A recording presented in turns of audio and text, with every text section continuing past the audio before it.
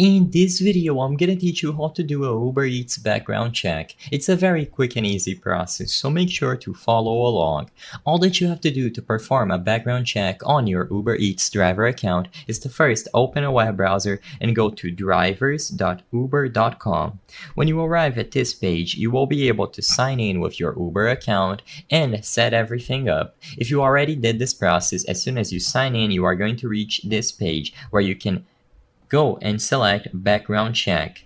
When you tap on background check, you will have to read and agree to these terms and conditions over here. So go ahead and tap agree. And the first thing that you have to do is include your social security number. This is going to depend on your region. And after you include the social security number, you will be able to proceed to the next steps.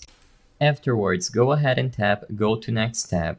As you can see, they tell you that they're going to start performing the background check once you submit the necessary documents. So like I said, just proceed with the instructions here, and the first thing that you have to do is the vehicle information. So you can choose from a variety of vehicles over here, and I'm just gonna pick one as an example. Browse through the list, make sure that you select everything correctly because it is all going to be verified later. As you can see, you have to specify even the color. Once everything is set up, tap continue at the bottom, and like I mentioned, you will have to wait until they get the documents and you can proceed.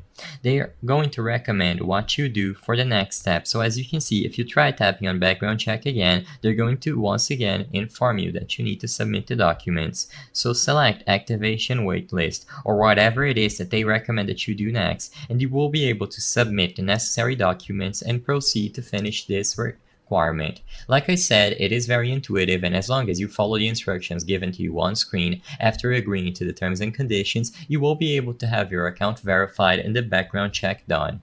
I hope I was able to help you on how to do Uber Eats background check. If this video helped you, please be sure to leave a like and subscribe for more quick and easy tips. Thank you for watching.